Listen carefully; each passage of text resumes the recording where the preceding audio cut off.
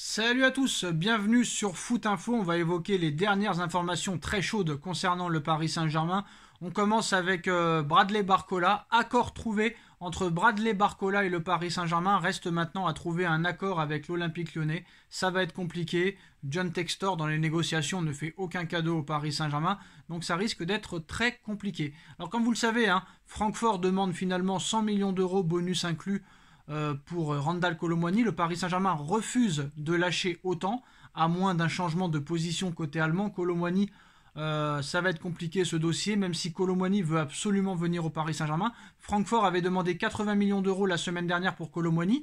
Paris avait accédé à la requête en envoyant une offre dimanche dernier, mais maintenant Francfort d'un seul coup change d'avis et demande 100 millions d'euros et l'offre de 80 millions d'euros a été refusée. Donc le PSG est très très surpris de l'attitude et du comportement de Francfort, d'autant que l'arrivée de Randal Kolo Muani au Paris Saint-Germain était déjà préparée en interne avec la visite médicale. Pour Paris, la situation est claire, Francfort veut provoquer le Paris Saint-Germain. Très clairement, voilà, un panic buy à ces conditions.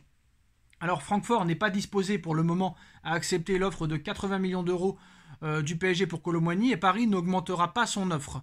Pour le Paris Saint-Germain, la donne est claire. 80 millions d'euros, bonus inclus, plus un prix spécial pour Hugo Ekitike. Ça ne sera pas plus. Et je pense que c'est déjà beaucoup.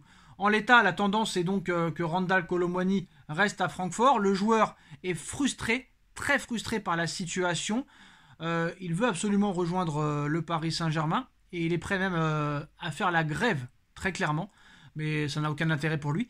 Alors dans un entretien à Sky Germany, Randal Kolo Muani vient de demander à Francfort de le laisser partir au Paris Saint-Germain, que c'était une situation rêvée pour lui.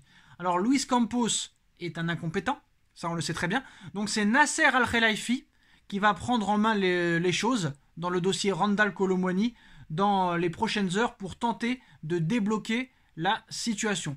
Donc voilà, très clair, en plus de ça, il a fait un message de détresse, Randal Kolo Muani, en disant à sa direction de le laisser partir, qu'il a une opportunité incroyable, qui remercie les supporters, qui remercie le club, mais qui ne veut pas continuer à Francfort et qu'il veut rejoindre le Paris Saint-Germain, surtout que Francfort ne joue pas la Ligue des Champions cette année.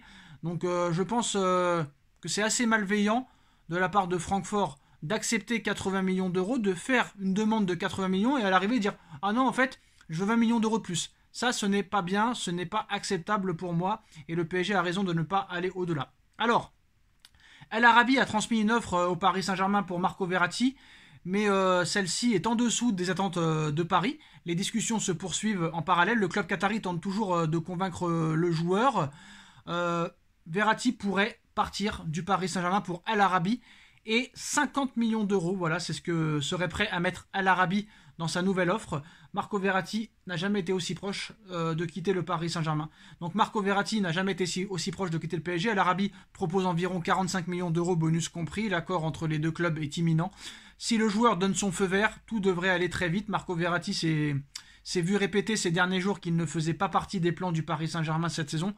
Un message bien saisi par l'Italien qui ne se voit pas rester dans un club où il n'est plus désiré et qui ouvre donc la porte à un départ. Apparemment, Luis Enrique, entraîneur du Paris Saint-Germain, lui a signifié qu'avec lui, il ne jouerait jamais, qu'il lui a exprimé face à face, entre quatre yeux, que ses dérives hors du terrain étaient inacceptables, très clairement. Donc voilà. Et pour Bradley Barcola, le président de l'OL affirme ne pas avoir eu d'offre pour Bradley Barcola, mais confirme des contacts avec le Paris Saint-Germain et une envie de ses agents qu'un transfert se concrétise. Donc on verra, comme vous le savez, ça va être 3 jours très très très longs. Et il va falloir s'armer de patience pour voir si ces dossiers vont vite se finaliser. J'espère quand même qu'ils se finaliseront. Parce qu'au niveau du banc de touche, là, très clairement, c'est assez faible côté Paris Saint-Germain. Voilà les postos, dites-nous en commentaire ce que vous en pensez. On like, on partage, on commente, on s'abonne et on se retrouve très vite pour une nouvelle vidéo. Tchuss.